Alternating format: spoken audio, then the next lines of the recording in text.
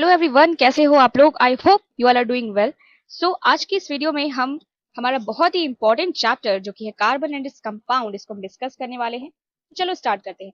Basically नाम से ही पता चल रहा है कार्बन के बारे में हम इस चैप्टर में पढ़ेंगे। तो कार्बन इतना इंपॉर्टेंट क्यों है, कार्बन के कौन कौन से कंपाउंड्स हैं जो हमारी डेली लाइफ में यूज हो रहे हैं, किस तरह से हम कार्बन को अपनी डे टू डे लाइफ में एक्सपीरियंस करते हैं और हमें पता भी नहीं चलता, ये सारी चीजें हम यहाँ पर देखेंगे।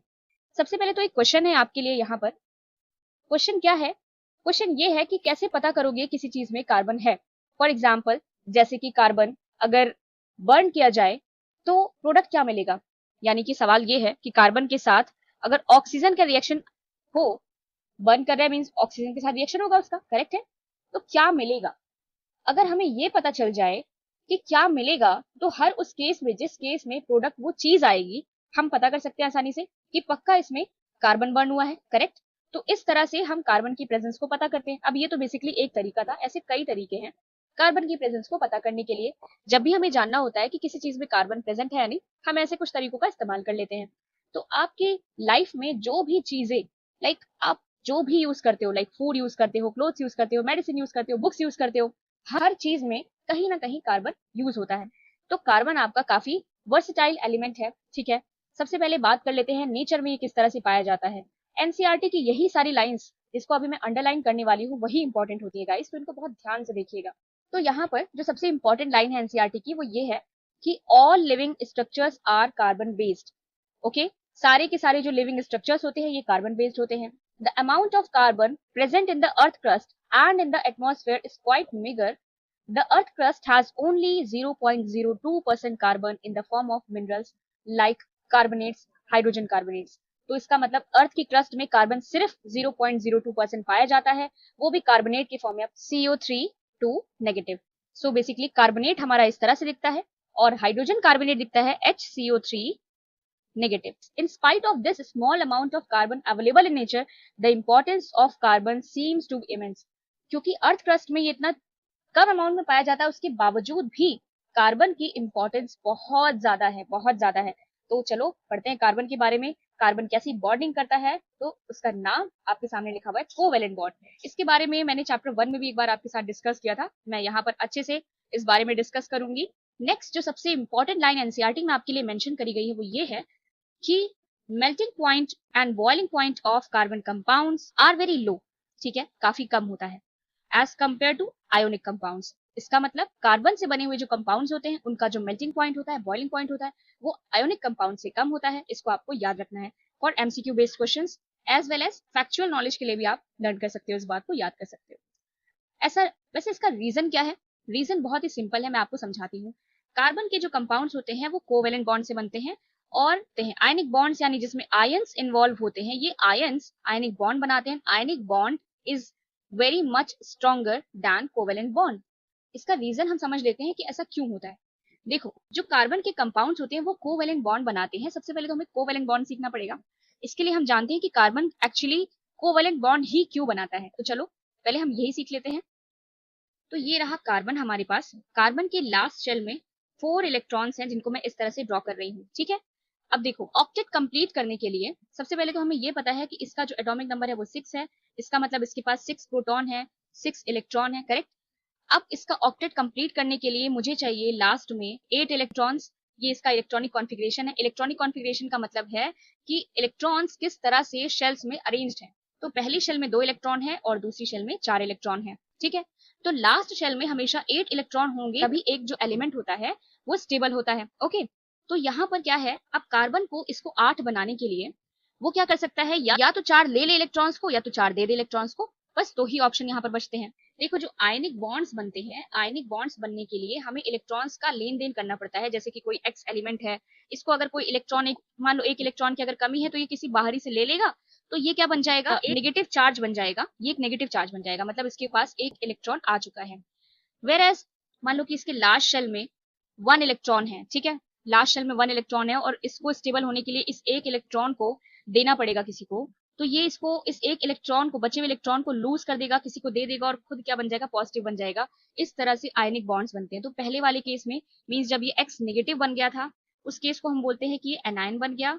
और दूसरे वाले केस में जब ये पॉजिटिव हो गया था तो हम बोलते हैं ये कैटायन बन गया। मतलब दोनों ही केसेस में इलेक्ट्रॉन या तो लेना होता है या तो देना होता है। अभी कार्बन का केस क्या है? कार्बन के केस में मान के चलो ये कार्बन है, इसके पास है 4 इलेक्ट्रॉन्स।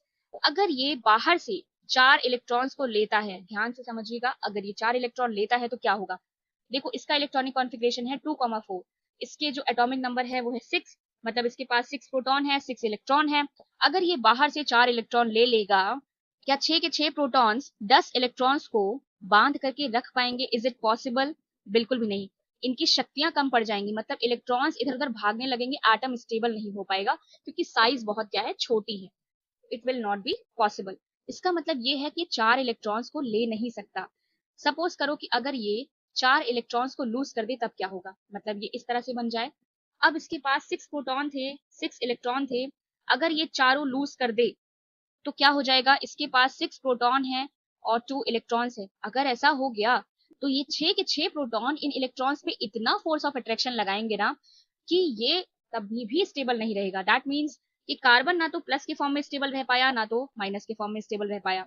देखो, अगर किसी का इलेक्ट्रॉनिक कॉन्फ़िगरेशन इस तरह से है, लाइक 281, जैसे कि सोडियम, तो सोडियम के केस में ये एक इलेक्ट्रॉन देना बहुत आसान है, ये आसानी से 2,8 बन जाएगा, मतलब Na+ बन जाएगा क्योंकि इसने एक ही इलेक्ट्रॉन दे रखा है। दूसरे केस में अगर हम क्लोरीन की बात करते हैं तो क्लोरीन का इलेक्ट्रॉनिक कॉन्फ़िगरेशन कुछ इस तरह से होता है। अब ये क्या चाहेगा कि इसको एक इलेक्ट्रॉन मिल सकता है कहीं से, तो मिल जाए, अच्छा रहेगा, इसके लिए स्टेबल हो जाएगा। मान लो कि इसको उसी सोडियम ने अपना एक इलेक्ट्रॉन दे दिया तो ये बन जाएंगे Cl- और ये अपना इस तरह से ऑक्टेट कंप्लीट कर लेंगे। तो सोडियम प्लस थे, क्लोरीन माइनस थे, इनके बीच में फोर्स ऑफ अट्रैक्शन हो जाएगा और ये आयनिक बॉन्ड बना लेंगे, आपका टाटा नमक बन के तैयार हो गया NaCl। लेकिन कार्बन इस तरह से नहीं जी सकता। कार्बन को जीने के लिए ना तो वो पॉजिटिव हो सकते हैं ना तो वो नेगेटिव हो सकते हैं, दोनों ही केसेस रॉन्ग है। तो इस सेंस में इसलिए हम क्या करते हैं, कार्बन की कोवैलेंट बॉन्डिंग करवाते हैं। देखो कोवैलेंट बॉन्डिंग होती कैसे है? कार्बन के लास्ट शेल में था 4 इलेक्ट्रॉन। कार्बन क्या करता है, ना तो ये किसी को देगा ना तो ये किसी से लेगा, ये करेगा शेयर, मिल बांट के खाना, बिल्कुल। CH4, इसको बोलते हैं मीथेन। कार्बन का इलेक्ट्रॉनिक कॉन्फ़िगरेशन है 2,4, हाइड्रोजन का इलेक्ट्रॉनिक कॉन्फ़िगरेशन है 1, क्योंकि इसके पास एक ही इलेक्ट्रॉन्स है कि ये कार्बन है, ये हमने इसके आखिरी के चारों इलेक्ट्रॉन्स इस तरह से बना दिए। ये हमारा हाइड्रोजन है, ये हमारा हाइड्रोजन है, ये हमारा हाइड्रोजन है और ये भी हाइड्रोजन है। इसके इलेक्ट्रॉन्स को हमने डॉट से दिखा दिया इस तरह से। ये अपने पूरे करेगा इस तरह से, इस तरह से पूरा करेगा, और कार्बन अपने किस तरह से कंप्लीट करेगा, इस तरह से कंप्लीट करेगा। तो हाइड्रोजन का भी डुप्लेट पूरा हो गया। हाँ, ये बात है कि हाइड्रोजन और हीलियम अपना सिर्फ डुप्लेट कंप्लीट करते हैं, ऑक्टेट नहीं कंप्लीट करते और वो उसी फॉर्म में स्टेबल रहते हैं। By the way helium is already stable. Hydrogen की बात कर रही हूँ, हाइड्रोजन अपना डुप्लेट ही कंप्लीट करता है। तो हाइड्रोजन यहाँ पर स्टेबल हो गया, इस केस में भी, इस केस में भी, और इस केस में भी, और इस केस में भी। और कार्बन को भी ध्यान से देखोगे, 1 2 3 4 5 6 7 8, इसका भी कंप्लीट हो गया।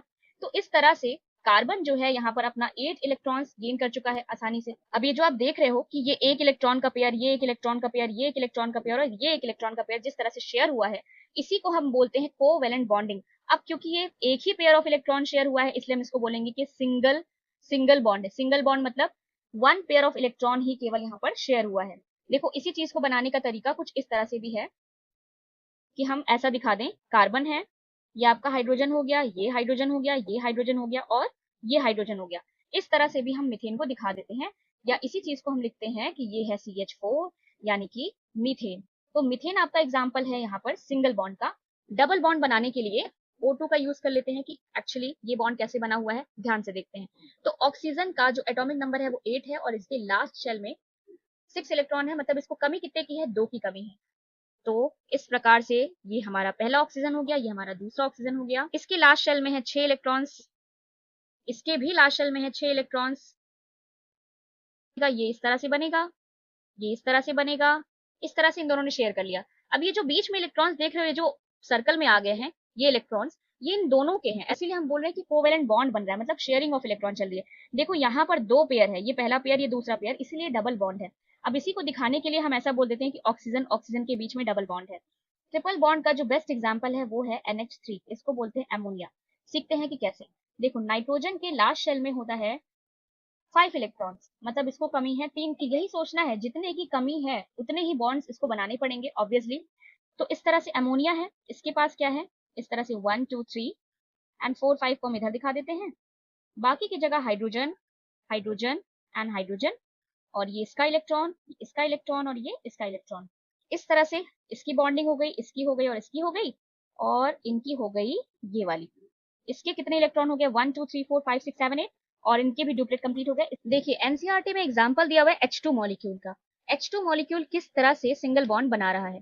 यहाँ पर आप देख सकते हो कि हाइड्रोजन का एक मॉलिक्यूल है और दूसरे वाले का भी एक मॉलिक्यूल है, और इन्होंने शेयर कर लिए हैं अपने इलेक्ट्रॉन्स और बना लिया है सिंगल बॉन्ड।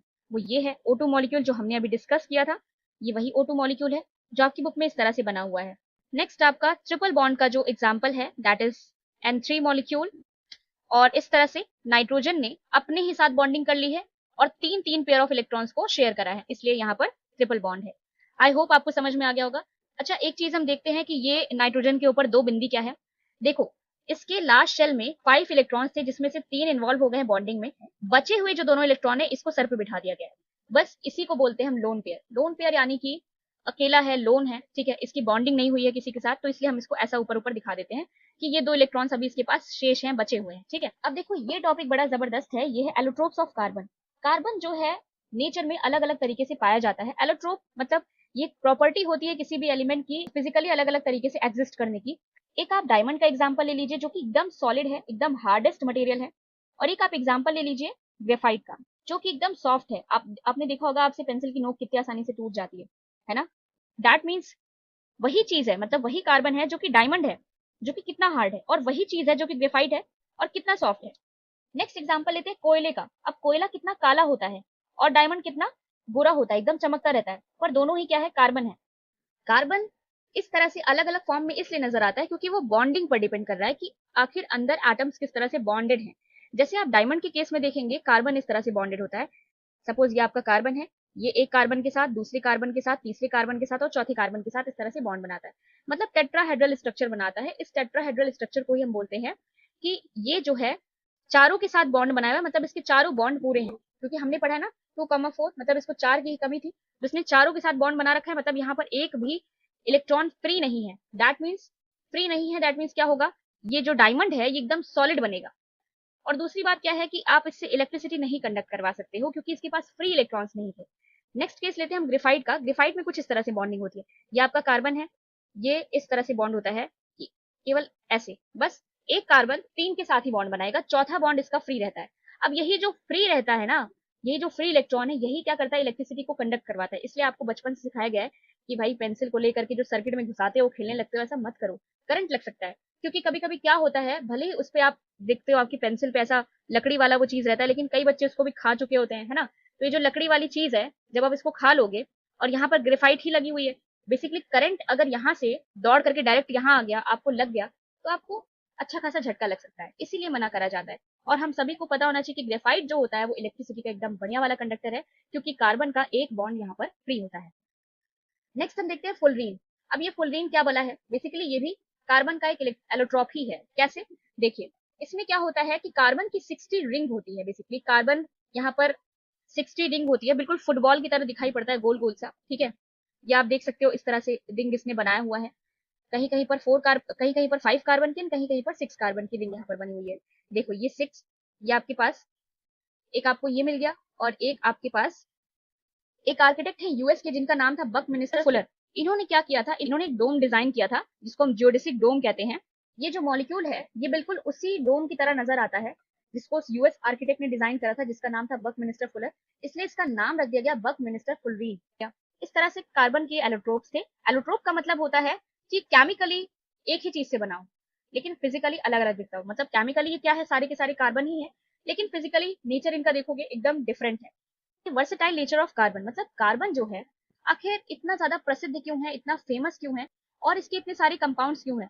क्या आपको पता है कि जितने भी एलिमेंट्स पीरियोडिक टेबल में पाए जाते हैं उन सबके कंपाउंड जोड़ लोगे और कार्बन के कंपाउंड जोड़ लोगे तो उन सबके मिला करके भी कार्बन के बराबर नहीं है। मतलब कार्बन इतना ज्यादा कंपाउंड्स क्रिएट करता है, ठीक है, इतने कंपाउंड्स क्रिएट करता है। तो ऐसा क्यों वो कर पाता है, क्या रीजन है, क्योंकि कार्बन जो है चेन अच्छी फॉर्म कर लेता है। मैं आपको बताती हूँ ग्रेफाइट के एग्जाम्पल में। आप देख रहे हो कि मैंने कहा ग्रेफाइट जो है, ग्रेफाइट के केस में इस तरह से कार्बन 3 बॉन्ड बनाता है, हर एक कार्बन 3 बॉन्ड। तो सपोज ये एक कार्बन है, अब ये फर्दर क्या करेगा, ये 3 बॉन्ड बनाएगा, मतलब एक इससे बना ही चुका है, 2 इससे, फिर ये क्या करेगा, फिर ये 3 बनाएगा, फिर ये 3 बनाएगा।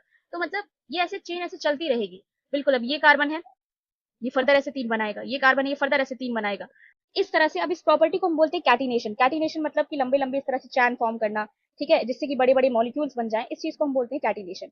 और ऐसा नहीं कि कार्बन खाली खुद के ही साथ बॉन्ड बनाता है, आपने देखा CH4 कार्बन जो है अलग मॉलिक्यूल्स के साथ भी बॉन्ड बनाता है। आपके पास best example carbon dioxide gas है, ठीक है। इसके अलावा और क्या क्या एग्जाम्पल हो सकता है, कार्बन मोनोऑक्साइड है, बहुत सारे एग्जाम्पल्स हैं। अब इसमें जो जानने वाली स्पेशल बात है जो एनसीईआरटी में लिखी है वो ये है कि कार्बन के वो कंपाउंड जो खाली सिंगल बॉन्ड से लिंक होते हैं, ठीक है, मतलब कार्बन के एटम्स के बीच में जो ये सिंगल बॉन्ड होता है, जो ये सिंगल बॉन्ड होता है, अगर इस प्रकार का कोई कंपाउंड है तो हम बोलेंगे कि सैचुरेटेड कंपाउंड है। सैचुरेटेड का मतलब क्या होता है, एकदम सैचुरेट हो चुका है, मतलब अब इसके पास कोई भी बॉन्ड खाली नहीं था, ये सिंगल बॉन्ड से इसका पेट भर गया है, ठीक है।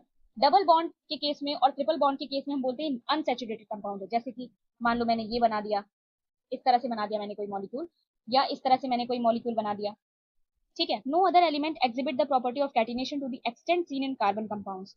इस एक्सटेंट तक जो कैटिनेशन की जो प्रॉपर्टी हमने कार्बन में देखी है वो हम किसी और एलिमेंट्स में नहीं पाते, इसलिए हम कहते हैं कि कार्बन इतने सारे कंपाउंड्स बना लेता है। नेक्स्ट जो इसकी प्रॉपर्टी है, मतलब इतने सारे कंपाउंड क्यों बनाता है, वो है कि इसकी वैलेंसी 4 है। 4 वैलेंसी होने के कारण से ये इतने बढ़िया बढ़िया कंपाउंड्स बना पाता है। मैंने आपको इसको बहुत इत्मीनान से समझाया कि 4 वैलेंसी इतनी अच्छी क्यों है इसके लिए, है ना।